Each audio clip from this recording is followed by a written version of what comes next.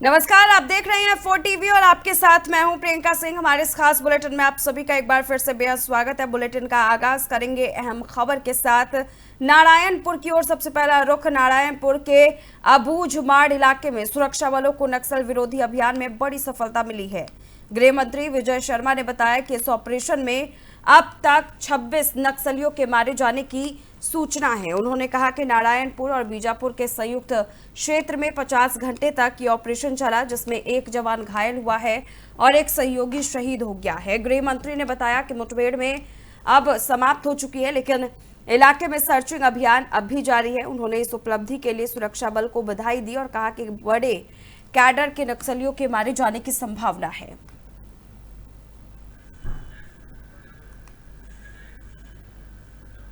तो वही छत्तीसगढ़ में नक्सल उन्मूलन को लेकर सुरक्षा बलों का ऑपरेशन लगातार जारी है। इसी बीच मुख्यमंत्री विष्णुदेव साय ने सुरक्षा बलों के साहस को सलाम किया। उन्होंने कहा कि हमारे वीर जवान कठिन परिस्थितियों में भी नक्सलियों के खिलाफ डटे हुए हैं। मुख्यमंत्री ने विश्वास जताया कि राज्य से नक्सलवाद का जल्द अंत होगा और शांति और विकास की एक नई दिशा स्थापित होगी।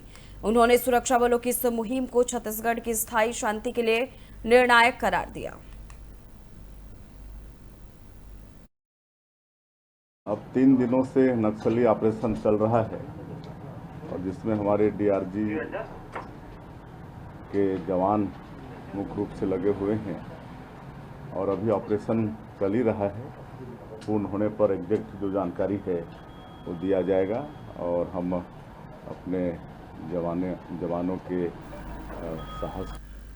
तो वही मुंगेली में बड़ी खबर सामने आई है। छत्तीसगढ़ के मुख्यमंत्री विष्णुदेव साय ने पहलगाम आतंकी हमले को लेकर बड़ा बयान दिया। उन्होंने साफ तौर पर कहा है कि 22 अप्रैल को जो हमला हुआ था उसका जवाब देश ने दिया है। उनके मुताबिक प्रधानमंत्री नरेंद्र मोदी के नेतृत्व में हमारे जवानों ने आतंकी ठिकानों पर हमला किया और उन्हें पूरी तरह से नष्ट कर दिया है। सीएम साय ने विपक्ष को भी सीधा संदेश देते हुए कहा कि इस मुद्दे पर राजनीति नहीं होनी चाहिए, क्योंकि ये देश की सुरक्षा और जवानों के बलिदान से जुड़ा मामला है। उनका कहना है कि ऐसे गंभीर मसलों पर अनावश्यक बयानबाजी सिर्फ राष्ट्रहित को नुकसान पहुंचाती है।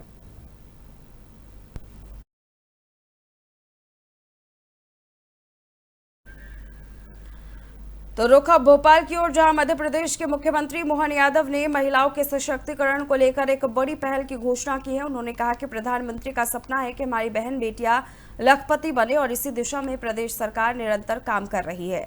इस कड़ी में 31 मई को भोपाल में महिलाओं के लिए एक विशेष कार्यक्रम आयोजित किया जाएगा, जिसमें माताओं और बहन बेटियों की उपलब्धियों और विकास के लिए कई योजनाओं की समीक्षा की जाएगी। मुख्यमंत्री ने कहा कि राज्य सरकार महिलाओं की बेहतरी और विकास के लिए हर संभव जन कल्याणकारी कार्यों को बढ़ावा दे रही है। यह कदम महिलाओं को मजबूत बनाकर समाज और प्रदेश की प्रगति में एक नई गति प्रदान करेगा। यशस्वी प्रधानमंत्री का सपना है कि हमारी बहन बेटियां लखपति बने और उस नाते से 350 से ज़्यादा समूह के उनके उस तरह के लोगों को भी लेकर के इसी प्रकार से उद्यमशीलता में अलग अलग प्रकार की हमारी बहन बेटियां माताएं जो काम कर रही है उनके अपने कामों का भी प्रदर्शन करते हुए एक बड़ी संख्या में लगभग 2 लाख बहनों का बड़ा आयोजन 31 तारीख को यहाँ भोपाल में हम करने वाले हैं। ये यशस्वी प्रधानमंत्री के उस संकल्प का भी एक प्रतिध्वनि आएगी जिसमें उनने महिला, किसान, युवा, गरीब चारों पिलर्स पे जो बात की है और ऐसे में बहनों को लेकर के अहिल्या माता के जन्म जयंती से अच्छा बेहतर कौन सा समय हो सकता है। हमें इस बात का मन में संकल्प भी है कि हमारी अपनी खासकर मध्य प्रदेश के अंदर बहन बेटियों को लेकर जो संवेदनशीलता है, नर और नारी में हमारी जो आदिकाल की सनातन पद्धति है, हम अंतर महसूस नहीं करते और उसी आधार पर ये उसका परिलक्षण करते हुए बड़ा कार्यक्रम कर रहे हैं। मेरी अपनी ओर से मध्य प्रदेश के इस पूरे आयोजन के लिए हमारे भारतीय जनता पार्टी के यशस्वी प्रदेश अध्यक्ष माननीय सांसद खजुराहो हमारे साथ मौजूद है, माननीय विष्णुदत्त शर्मा जी, वो अपनी पूरी पार्टी के साथ, हम बाकी भी सभी वर्गों को। यशस्वी प्रधानमंत्री का सपना है कि हमारी बहन बेटियां लखपति बने। तो वहीं छत्तीसगढ़ के मनेन्द्रगढ़ जिले की ग्राम पंचायत कटोतोरिया की अगर बात कर ले तो वहां पर समाधान शिविर का आयोजन किया गया। इस शिविर में राज्य भर के लोगों ने अपनी समस्याओं के समाधान के लिए वे लोग पहुंचे और अपनी बातें सामने रखी। इस शिविर में राज्य के कृषि मंत्री रामविचार नेताम, स्वास्थ्य मंत्री श्याम बिहारी पूर्व सांसद रेणुका सिंह कोरिया, विधायक भैयालाल राजवाड़े और बीजेपी जिला अध्यक्ष चंपा देवी पावले उपस्थित रही। शिविर में स्थानीय ग्रामवासियों और हितग्राहियों को प्रधानमंत्री आवास योजना के तहत लाभ, नौनी सुरक्षा बीमा, सड़क दुर्घटना में राहत सहायता, आर्थिक मदद और आयुष्मान भारत योजना के तहत स्वास्थ्य कार्ड वितरित किए गए। सरकार की जन कल्याणकारी योजनाओं को आम जनता तक पहुंचाने के उद्देश्य से आयोजित इस शिविर में सैकड़ों लोग पहुंचे और योजनाओं का लाभ उठाया। पूरे प्रदेश भर में सुशासन त्योहार चल रहा है और इस त्योहार के माध्यम से हमारे जितने भी जनप्रतिनिधि हैं, इवेन हमारे प्रदेश के मुखिया माननीय मुख्यमंत्री विष्णुदेव साय जी सहित तमाम सारे मंत्रीगण, सभी माननीय सांसद, माननीय विधायकगण, पूर्व सांसद, पूर्व विधायक और हमारे पार्टी के सभी पदाधिकारीगण इस समाधान के शिविर के माध्यम से आम जनों की जो समस्या है उसका निराकरण करने के लिए सरकार लोगों के द्वार द्वार अभी जा रही है और उनके द्वारा जो जो आवेदन दिया गया था और इस शिविर में जो आवेदन दिया जाता है उसके बारे में पूरा विभाग अपने अपने डिपार्टमेंट के अनुसार जिनके पास जैसा आवेदन प्राप्त हुआ।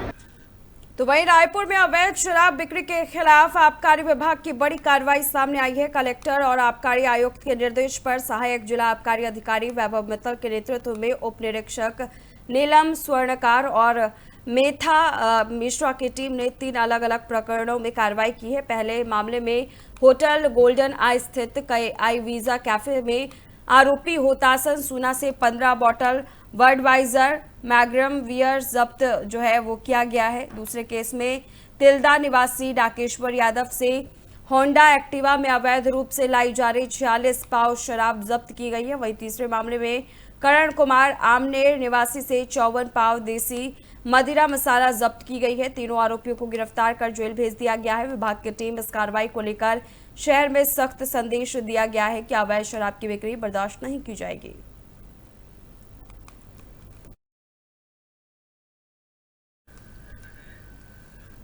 वहीं दूसरी ओर बलरामपुर जिले के राजपुर थाना क्षेत्र में मवेशी तस्करी की बड़ी कोशिश नाकाम हुई है। पुलिस को मुखबिर से सूचना मिली थी कि ग्राम आरा में कुछ लोग झारखंड के तस्करों से मिलकर मवेशियों को बचूड़ खाने के लिए भेजने के लिए तैयार है।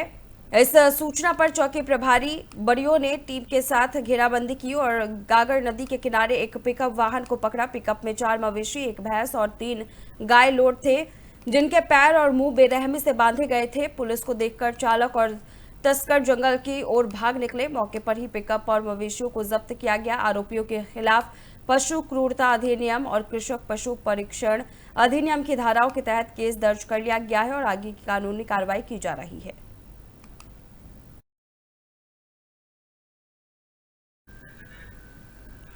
तो वहीं छत्तीसगढ़ के बालौदा बाजार जिले में स्थित सोना खान गांव शहीद और नारायण सिंह की जन्मस्थली के रूप में जाना जाता है, लेकिन यहां मौजूद कुरुपाठ गुफा का रहस्य आज भी लोगों को चौंका देता है। कहा जाता है कि आजादी से पहले जब अंग्रेज सोना खान पर हमला करते थे तब वीर नारायण सिंह इसी गुफा में छिपकर रणनीति बनाते थे और अंग्रेजों से मोर्चा लेते थे। स्थानीय लोगों का दावा है कि इस गुफा के भीतर कई ऐसे रास्ते हैं जिनका रहस्य अब तक सुलझा नहीं है। इतना ही नहीं, कुछ लोगों का मानना है कि आज भी वीर नारायण सिंह की आत्मा यहां मौजूद है। कई परछाई दिखाई देती है तो कभी घोड़े की आहट भी सुनाई देती है।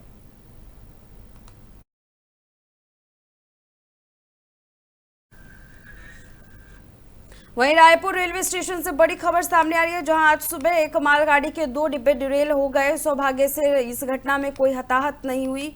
ये मालगाड़ी लोह अयस्क से लदी थी और धीमी गति से चल रही थी, जिसकी वजह से बड़ी दुर्घटना जो है वो होते होते टली है।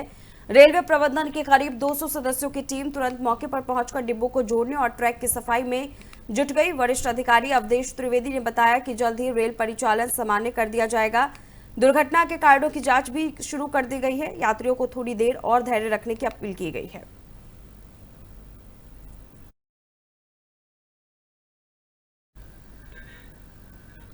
तो वहीं भोपाल आरटीओ कार्यालय की तस्वीर कई सवाल खड़े कर रहे हैं, जहां करोड़ों रुपए के बजट के बावजूद यहां का सफाई का नामो निशान नहीं है। वहीं सुबह से लगी लंबी कतारों में इंतजार करते करते लोग थक हार कर दोपहर तक लौटने को मजबूर है। इस परेशानी की वजह से अब लोग दलालों के जरिए ज्यादा पैसे देकर अपना काम करवाने को मजबूर हो रहे हैं। भोपाल के नए आरटीओ की लोकेशन शहर से 15 किलोमीटर दूर है, लेकिन भ्रष्टाचार और दिक्कतें यहां चरम पर है। ऑनलाइन सिस्टम लाने के बाद भी जनता को यहां न्याय नहीं मिल पा रहा, बल्कि वे खुद को ठगा हुआ महसूस कर रहे हैं। क्या प्रशासन इस गंभीर समस्या पर जल्द कदम उठाएगा, यही सबकी निगाहें टिकी हुई है।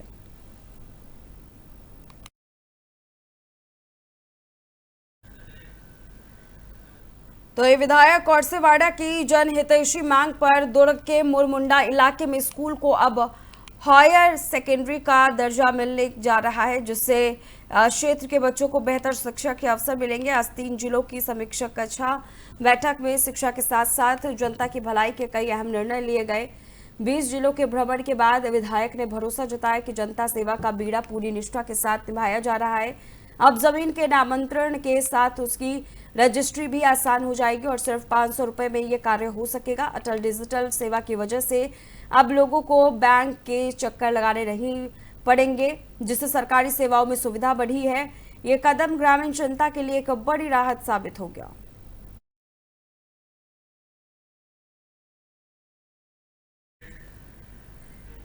तो वहीं धमतरी जिले के ग्राम भोयना से एक सनसनीखेज मामला सामने आया, जहां बंद पड़े गोदाम के सेफ्टी टैंक में एक नर कंकाल मिलने पर पुलिस ने जांच शुरू की है। जांच में पुलिस ने हत्या का भंडाफोड़ करते हुए आरोपी सौतेले पिता को गिरफ्तार किया है। आरोपी राममिलन गौड़ ने स्वीकार किया है कि करीब 6 से 7 साल पहले बेटे नंदू सोनी से खाना को लेकर के विवाद हुआ था, जिसके तैश में आकर उसने बेटे की हत्या कर दी। आरोपी ने शव को छुपाने के लिए सीमेंट के पोल से बांधकर सेप्टिक टैंक में फेंक दिया था। पुलिस फिलहाल आरोपी के खिलाफ कड़ी कार्रवाई कर रही है और मामले की गहराई से जांच कर रही है। पास में सेप्टिक टैंक में एक नर कंकाल मिला था। कोटवार ने आके थाने में रिपोर्ट दर्ज कराई थी और सूचना पर से हम लोगों ने जांच को आगे बढ़ाया।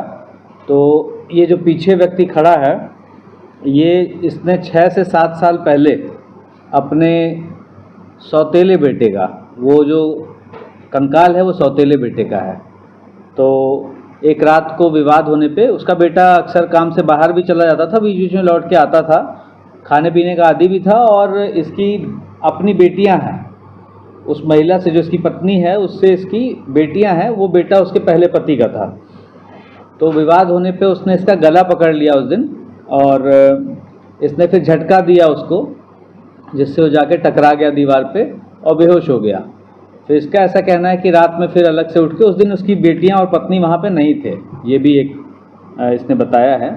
और वहाँ बगल में जो खम्बा पड़ा हुआ था, खम्बे से इसने उसकी बॉडी को बांधा है और उस बांधने के क्रम में इसने नायलॉन की रस्सी और साइकिल की ट्यूब वगैरह यूज़ की है और बांध करके उसको उसने सेप्टिक टैंक में डाल दिया है। तो 6 से 7 साल।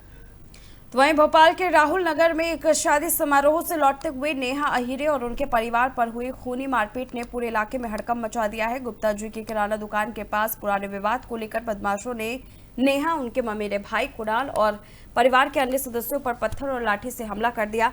इस हमले में नेहा के चेहरे पर गंभीर चोटें आई है, जबकि कुणाल का सिर फट गया है। पड़ोसी सुभाष सोरोल का भी जो है वो हमले में घायल हुआ है। बताया जा रहा है कि हमले को लेकर के हमलावरों ने खुलेआम धमकी दी थी कि अगर इस तरह से कुछ भी हुआ और दोबारा उलझे तो जान से मार देंगे। पुलिस ने एफआईआर दर्ज कर मामले की जांच शुरू कर दी है, लेकिन सवाल अब ये उठता है कि क्या ये न्याय की लड़ाई जल्द खत्म होगी या राहुल नगर की गलियां फिर से हिंसा की गवाह बनेगी।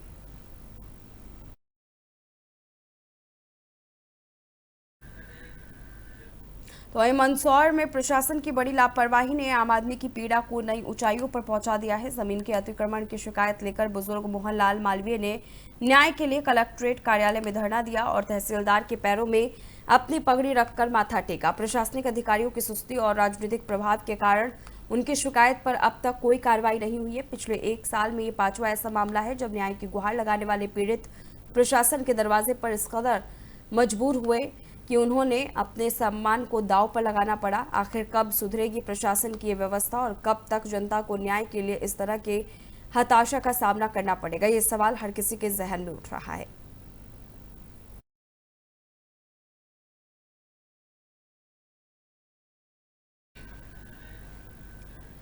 विज्ञान ने मानवता को कई चमत्कार दिखाए हैं और इसके योगदान से ही हम चांद तक पहुंचने में सफल हुए, जो कभी असंभव सा लगता था। आज विज्ञान के बिना विकास की कल्पना भी नहीं की जा सकती, लेकिन इसने हमें समय समय पर खतरे में भी डाला है। कोरोना वायरस इसका सबसे बड़ा उदाहरण है, जिसने 2019 से 20 में पूरी दुनिया को हिलाकर रख दिया था और एक बार फिर से अपने पांव पसारने की तैयारी में है। रिपोर्ट देखिए। शहर की गलियों में फिर से डर का सन्नाटा पसर रहा है। अस्पतालों के बाहर लंबी कतारें और लोगों की आंखों में चिंता की लकीरें साफ झलकने लगी हैं। लोगों का सोचना था कि कोरोना अब इतिहास बन चुका है, लेकिन अब लगता है कि वो खतरा फिर से हमारे दरवाजे पर दस्तक दे रहा है। दरअसल भारत में 2 लोगों की मौत हो गई है और कई मामले सामने आए हैं, जिसके बाद से देश में चिंता बढ़ गई है।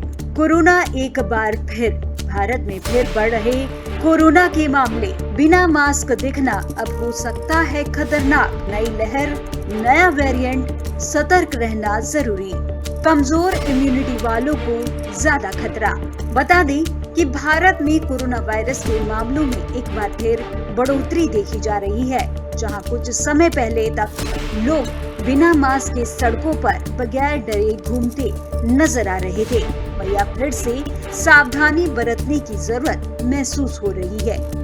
कोरोना की यह नई लहर पहले जैसी नहीं है, लेकिन इसका मतलब यह नहीं कि खतरा टल गया है, क्योंकि वायरस के नए वेरिएंट्स सामने आ रहे हैं, जो ज्यादा तेजी से फैलते हैं और कमजोर इम्यूनिटी वाले लोगों को जल्दी अपनी चपेट में ले सकते हैं।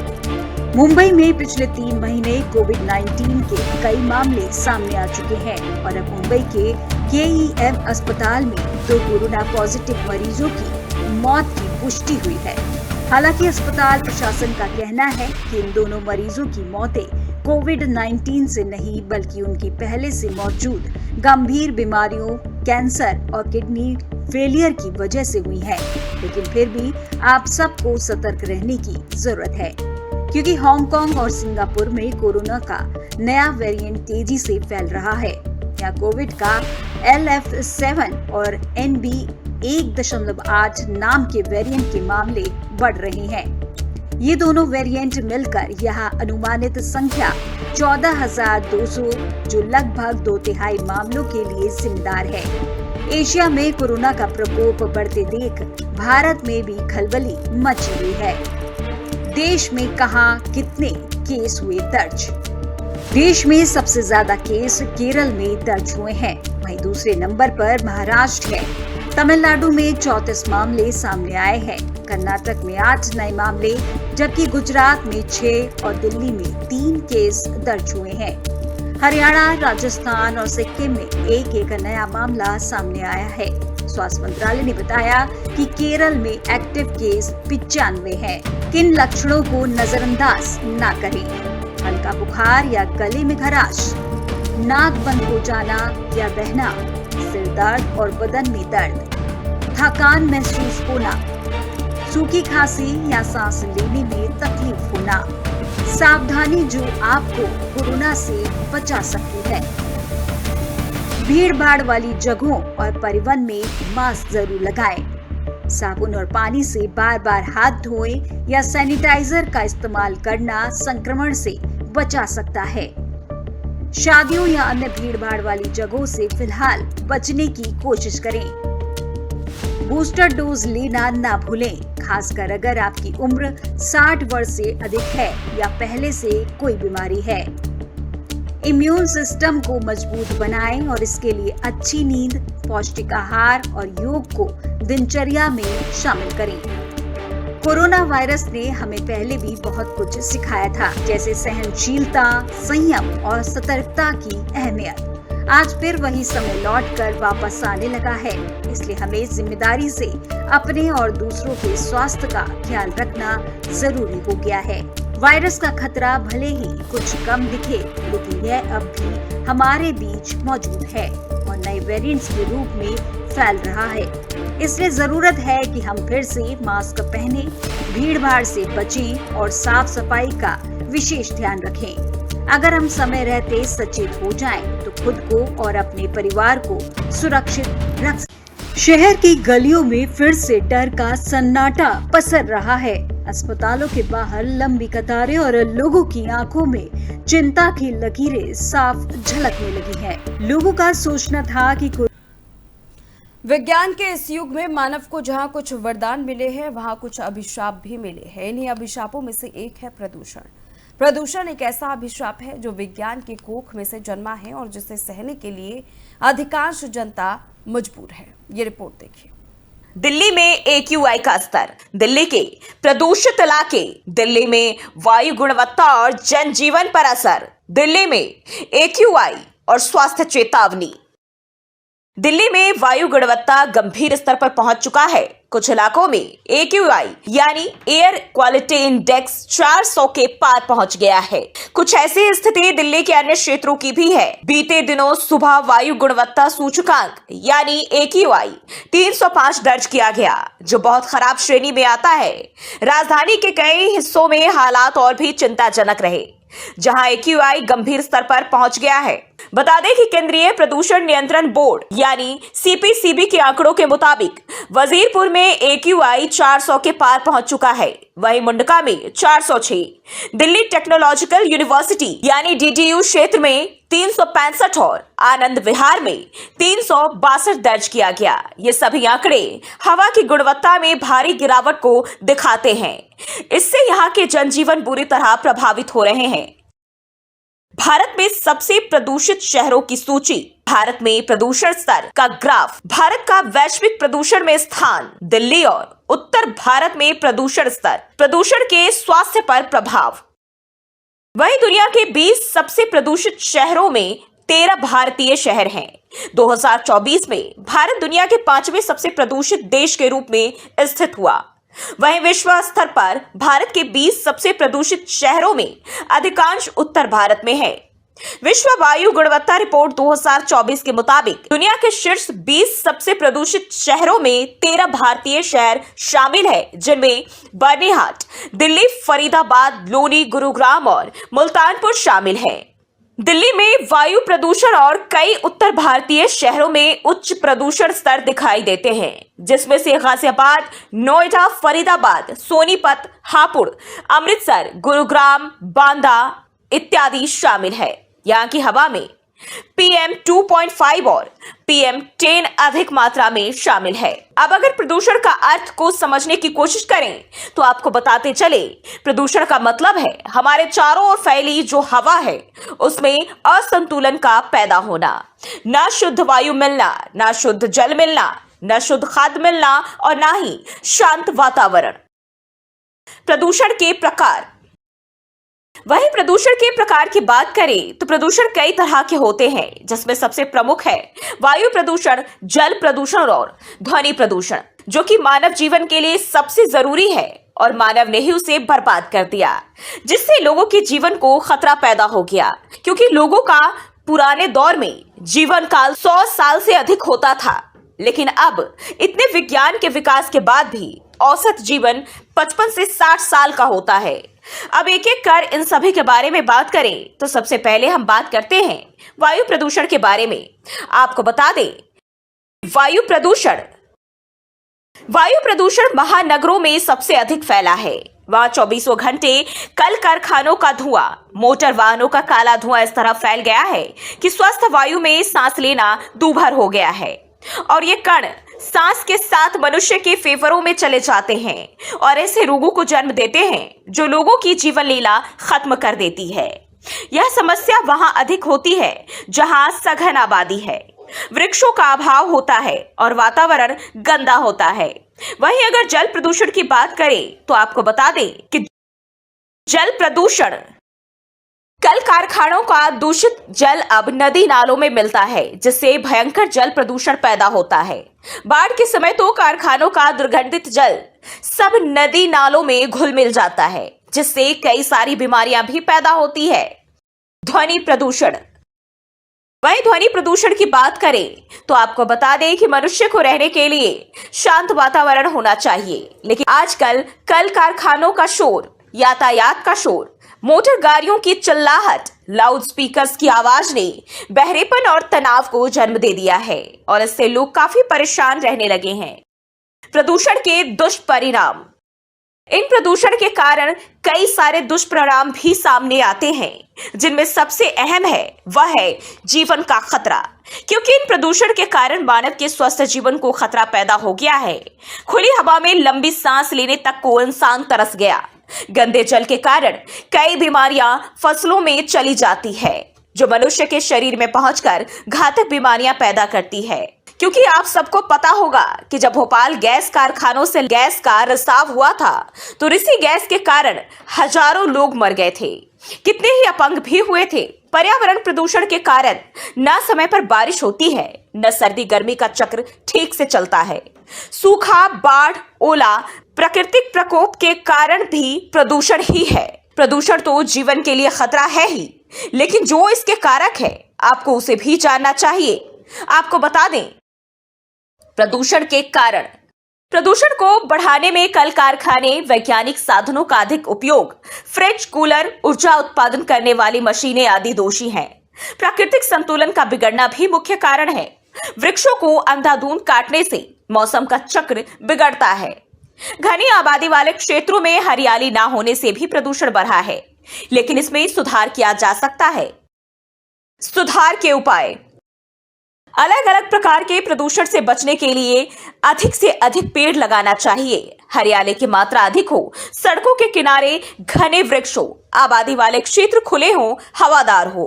कल कारखानों को आबादी से दूर रखना चाहिए और उनसे निकले प्रदूषित मल को नष्ट करने के बजाय उसका उपाय सोचना चाहिए। प्रदूषण की समस्या को हल करने के लिए हमें सामूहिक प्रयास की जरूरत है। अधिक से अधिक वृक्षारोपण, हरियाली का बढ़ावा और प्रदूषण नियंत्रण के सख्त उपाय अपनाने होंगे। इसके साथ ही सरकारी नीतियों में सुधार और जन जागरूकता को बढ़ावा देना भी बेहद जरूरी है। हमें यह समझना होगा कि प्रदूषण सिर्फ पर्यावरण नहीं, बल्कि हमारे स्वास्थ्य और भविष्य के लिए भी खतरा बन चुका है। अब अगर हम अपने कदम नहीं उठाएं, तो आने वाली पीढ़ियां इसके दुष्परिणामों को भुगतेंगी और ये वक्त। तो फिलहाल इस खास बुलेटिन बस इतना ही। रुकेंगे एक छोटे से ब्रेक के लिए। ब्रेक के उस पार खबरों का सिलसिला जारी है।